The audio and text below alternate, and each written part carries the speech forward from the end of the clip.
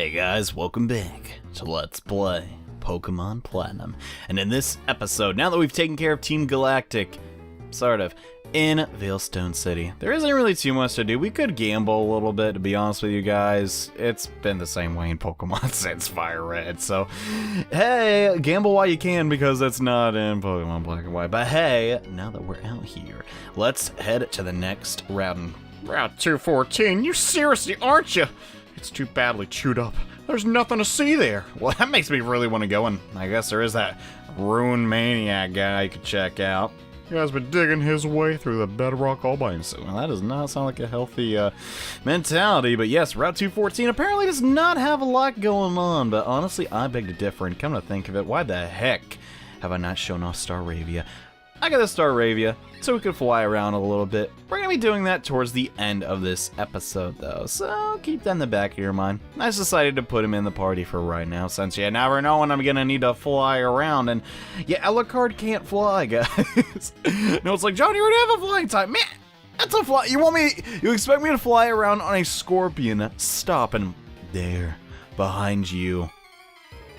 I get it, you're trying to like spook me and make me a really scared lady, but Abigail, I always really liked that name, I don't know why. She ain't got crap on us. She has a Ching-Ling, and I know what you're thinking. John, it has levitate, don't do... I'm going for Ominous Wind. That's why I switched. I actually thought I had Alucard out, and I was going to use Feint Attack, but no. Just going to go for Ominous Wind, because that's going to be super effective. But yeah, guys, doing a video a little bit later. I don't know why. Just decided. I just woke up and I was like, you know what? I gotta record. Not really woke up. I don't sleep at night. Like, it's not that late at night, but I mean, I do sleep at. Let me start over. I just got up and was like, you know what? I want to play Pokemon, and that's what we're doing today. Even though I should probably be sleeping, that's a common occurrence with me. Instead of going to sleep or acting like a normal person, I tend to work on videos. I remember, oh my goodness, the one time I was sleeping in class just because I already had an A in the class. I don't care anymore. It was history too, so I'm obviously already like very proficient at that. I don't know if that's obvious, but yeah, history is one of my best suits as far as you know, passing grades go. And the teacher was like, "John, why are you asleep?" And I just got up and said, "Because I have an A in your class and I already understand all the material." She was like, "Just because you're up all night playing video games doesn't mean you can sass me." And I'm like, how does that have anything to do with what I just said? I gave you a perfect reason why I was, I don't know. Always just kind of confused me a little bit. But now that I've decided that weird story, hello there, Ruin Maniac. Stories going around, you're digging bedrock by yourself. Hey dude, I know you like Minecraft and all. It's probably not a good thing to do in real life. And everyone calls me the Ruin Maniac. I don't care what they call me. I'll just keep on chipping away at the rock wall, little by little. Do you know why I'm a Ruin Maniac? Who's fascinated by the unknown? No, but I guess you're gonna tell me. I know it's a little sudden, but how about you and me have a race? You go and catch the unknown, and I'll keep digging away. We'll have a race to see who can get done faster. Yeah, basically, catch more unknown, and this guy will keep on digging, and eventually, oh, I did not want to get into a battle, but I guess we'll have to.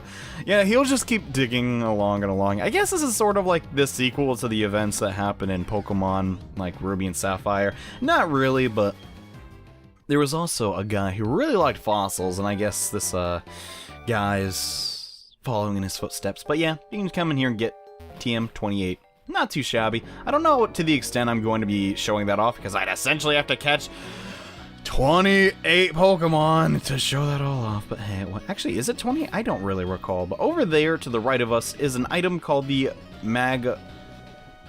oh my goodness, the name is escaping me, but it essentially, I need to stop saying essentially because it's my favorite word on earth, but it lets you evolve a specific Pokemon. If you're going for Magmortar, definitely grab that. It's free of charge. Why the heck not? And come to think of it, I really want to get this item too. No, this is where it... They changed the location of the item on me, I swear to... No, this is actually where you find it. This is the Magmarizer. Nice. So, if you got that going on, it's definitely a good Pokemon to grab. I highly recommend him. He's one of the strongest, like, fire types, especially in this gen. Even though pure fire types don't really excel it too much. But what I really want to do over here is grab this hidden item. the Razor Fang will evolve Alucard into his next evolution, and all we gotta do is evolve him when it's nighttime and he's holding the item. Without giving it to the Pokemon though, it does increase the chance you can get flinches and stuff, but outside of that, this is going to be instrumental in evolving him because since Alucard is of the night, now that we have this on him, all he needs is one more level and he will evolve, which is really cool. So let's get started on that. And honestly, I want to get him as quickly as possible and to find my favorite Pokemon. I'll go east, west, or any which way. Well, it'd probably help if you had the Pokedex data that just said, hey, you can find him here, Mr. Jamal, and your Porygon, who's really not going to favor too well against Alucard, and ooh, the Hypercutter has been traced. Well, I don't give a crap about that Earthquake coming out. You don't got no Levitate, even though you float off the ground all the time, and you're also not Porygon 2. Actually, does Porygon 2 get Levitate? No, it doesn't. What am I talking about? Because Porygon Z definitely doesn't have it, so chances are Porygon would not have it either. Or maybe, honestly, I've always wanted to use Porygon on a Wi-Fi. Jamal, you're being rather difficult, sir. This battle should already be over. I know you want a fighting chance to defeat me and all, but unless you're packing like a water type move or an ice type move, which, nah, I guess I could have an ice type attack. You ain't gonna do crap, man. God dang it, Jamal. Why? Why do you do this to me? I just wanted to play some Pokemon.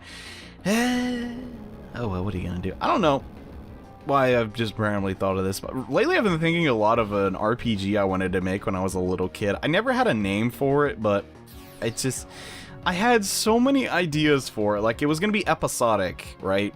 Like, not necessarily like each game. Like nowadays, like obviously episodic games is not a big deal with all the, you know, Steam releases and stuff, but back then that was going to be a big deal. At the time though, I never knew about the Xenosaga games, which actually did that before me, and I thought, oh, I found out in hindsight, crud, they ripped me off, right? Indirectly ripped them off. Ugh. I don't know, I've been thinking about that game a lot lately. I'll talk more about that in due time, but they're rare Pokemon. Well, that's usually kind of comes with the territory, and what? The item I conveniently gave to Alucard is making him evolve? It's like I planned it or something. Yes, the second we get access to this item, there really isn't a downside to evolving your Gliscor into... Yes, Gliscor. Or Gligar into Gliscor, that's what I meant.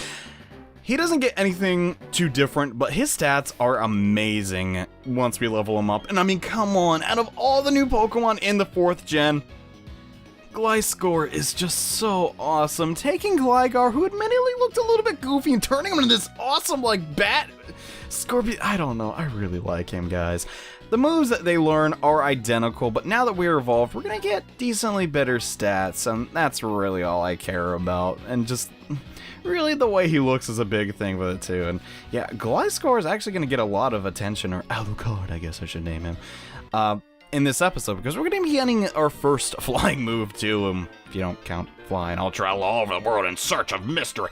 A lot of people want to travel in this area. I'm seeing a common theme. I assume you guys just don't really like it here. Is that true? It could. Let's go ahead and use another Earthquake attack. I don't see a reason not to. Not the Pokemon.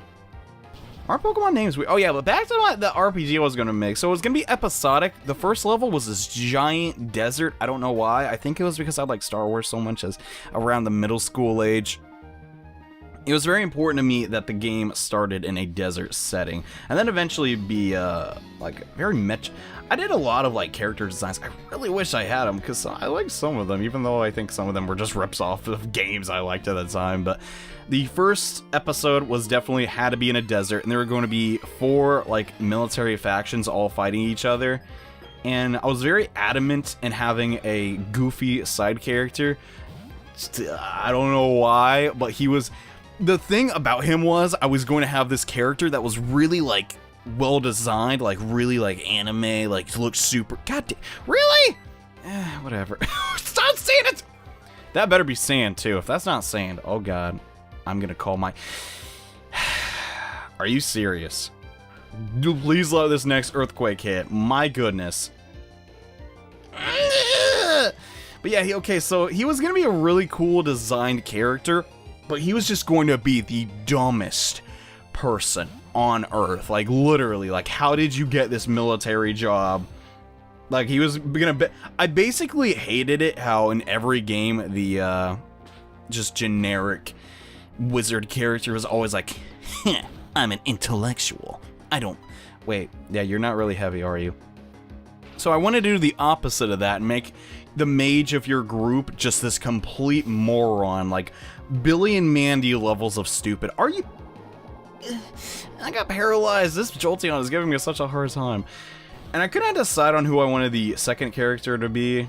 But I was really, like, it had to be a girl, because obviously I have 2 dudes, a girl, and then a second girl. Because, for whatever reason, I think I'm still pretty, like, attached to this idea.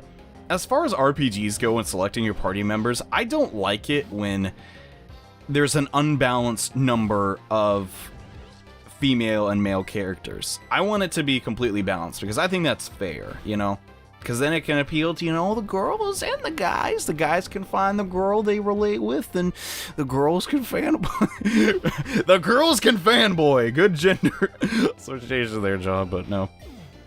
I don't know, I had it all written in a notebook, and I really wanted to make an idea, or make the game one day, but obviously game development is not my forte, as I cannot program for crap, but I guess I could learn maybe later on life. Yeah, I guess.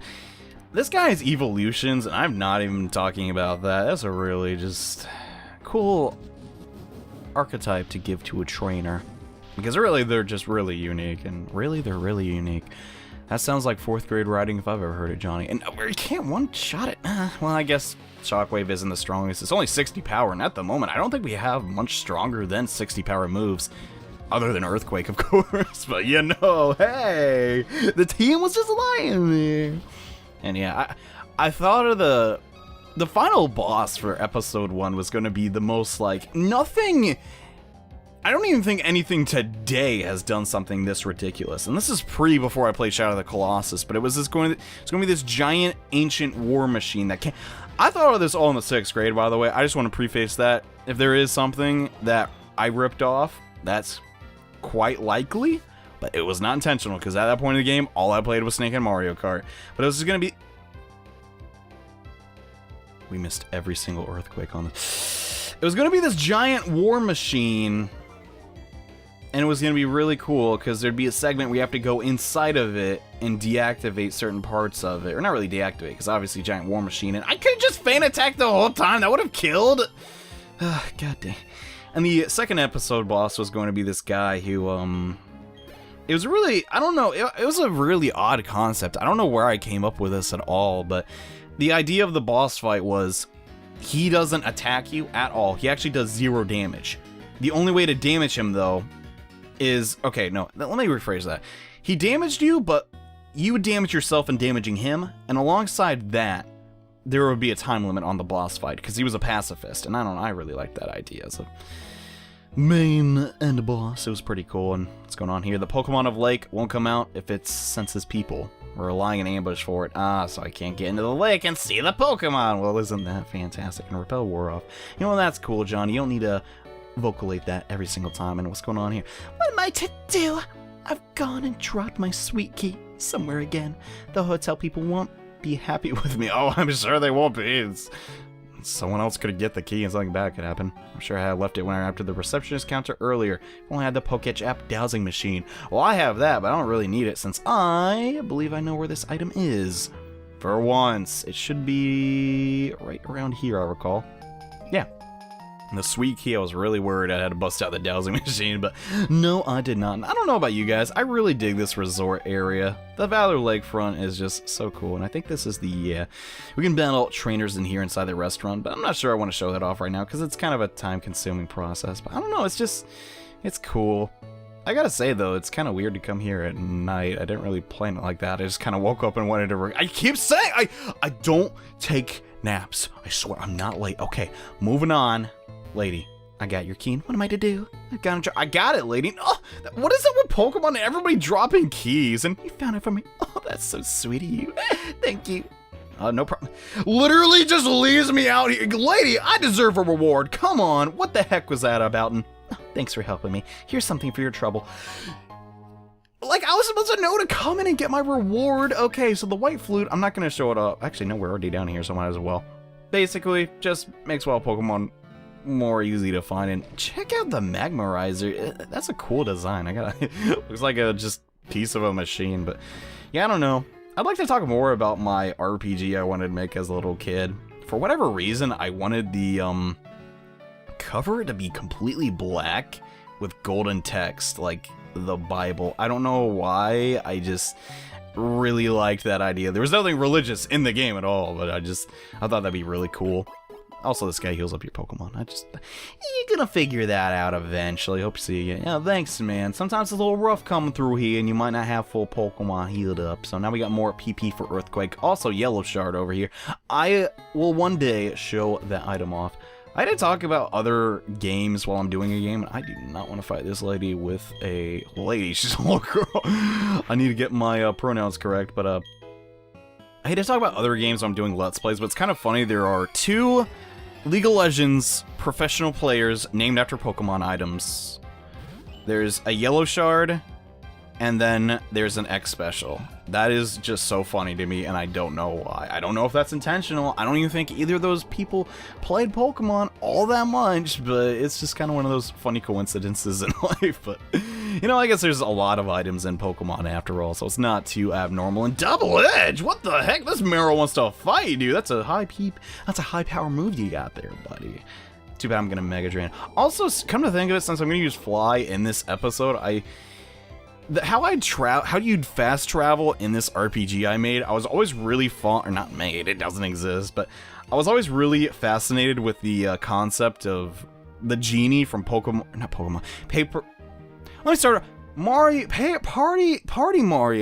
Party 2. When you got the genie item in that, or the lamp item in that game, it'd summon a genie and take you directly to the star, and I was like, that is a really cool fast travel concept. So I'd have a genie that would give you access to that, and oh great. To get to this TM, I gotta battle you. Whatever, and let me demonstrate my technique. I guess I didn't have to battle. Grown-up battles. Okay, as a grown-up, I can fully admit there are many children on this earth a million times better than me than everything. Just because you're an adult does not mean you're skilled in any way, shape, or form. Let's show this lady exactly what I'm talking about. Please don't get all 5 Fury Swipes. Please don't get all Fury... Is that it? Okay, fantastic. Mega Drain. Let's show this cat who's boss, but I don't know, I don't know what happened to it. I think I just had this...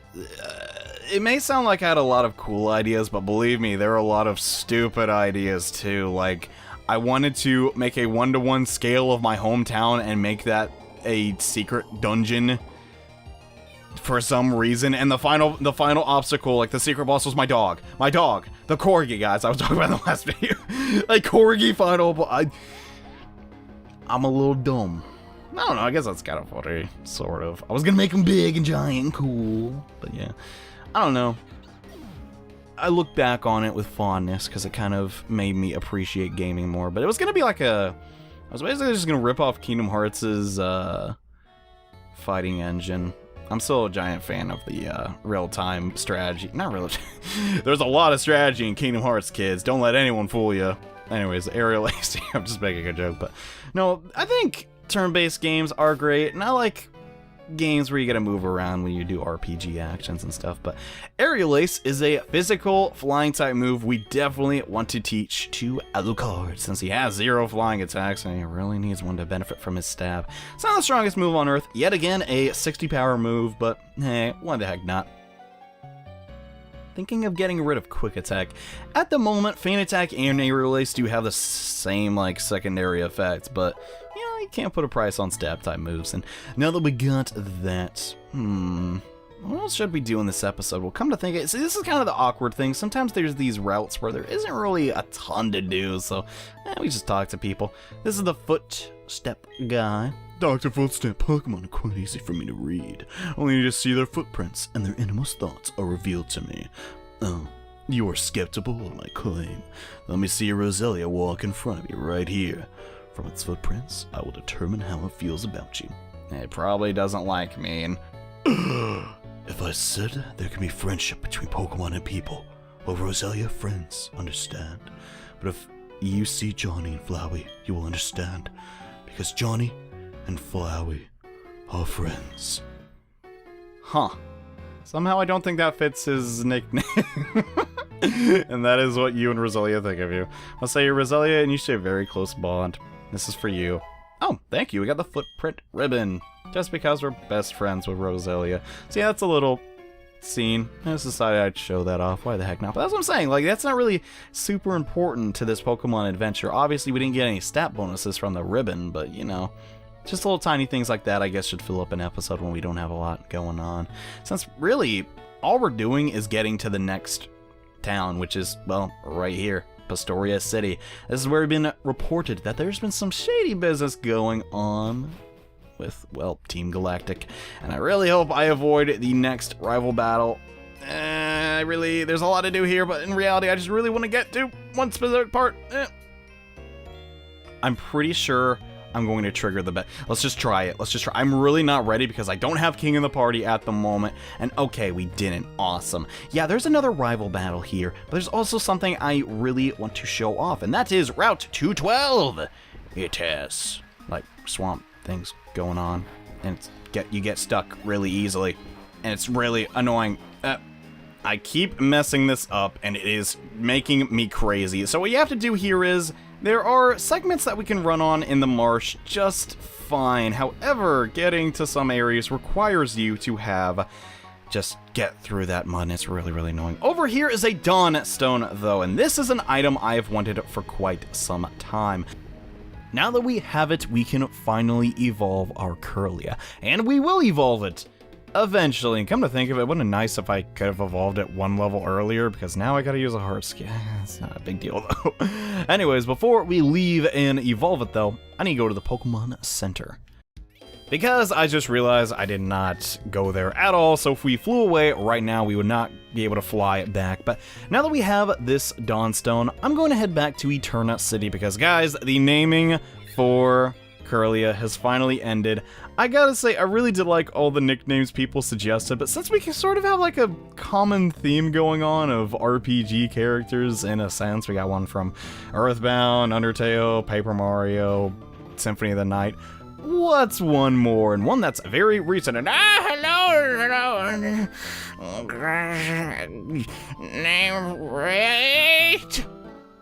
Yes, I would like my name critiqued, if you would. Let us change Kirlia's name to something I think that doesn't necessarily fit right now, but it will fit a little bit later. So for those who don't know, I'm a huge Xenoblade fan, and at the moment, my character uses a sword pretty often, but not any sword, a psychic star sword thing. Yeah, we're gonna name him Cross, guys. If you've not been keeping up with my Xenoblade Chronicles X walkthrough, you may see the symbolism. Rald sort of had a similar looking haircut to my main character, basically. But when we give him the Dawnstone, the symbolism makes a little more, because he has a sword. Guys, it's Gallade. I'm gonna stop with this short. Everyone saw this coming a mile away. Like, John, why do you want so many attack EVs on your Rels? Gallade is our next party member, and oh boy, is he going to do some serious damage. Like, gosh, if we give him the fist plate, and at the moment, he doesn't actually have any fighting type moves, and he's not gonna get any for quite some time. We're gonna have to teach him some TMs till he gets his best move, but speaking of TMs, let's teach him Drain Punch. Why the heck not? We finally have a way to deal with normal types, outside of just walling them off and stuff. You know what I mean, but Drain Punch is going to be fantastic. Yet again, I'm never going to use Double Team. I swear, what is up with this team? And it feels like every single party member has Double Team, or some Sand Attack-esque move. But yeah, and I don't think he can learn Shadow Claw, but then again, we could really use some physical type Actually, not Dark. No, he can't. How can he not learn it? I mean, I guess he doesn't have a claw per se, but it's like a slashing motion. I don't know. But yes, I've wanted to use this Pokemon for quite some time now, but we're going to be talking more about its moveset in the next episode, because honestly, guys, I should probably go to bed. It is pretty late out. So in the next episode of Let's Play Pokemon Platinum, we're going to take on the Pastoria City Gym Leader, Crash or Wake. If you didn't remember, the singing guy who said run away from electricity, pretty much said his weakness out loud. Yeah, we're going to be taking him on in the next episode, and also checking out what Cross has to offer. So yet again, thank you all so much for watching. See you guys in the next episode. Bye.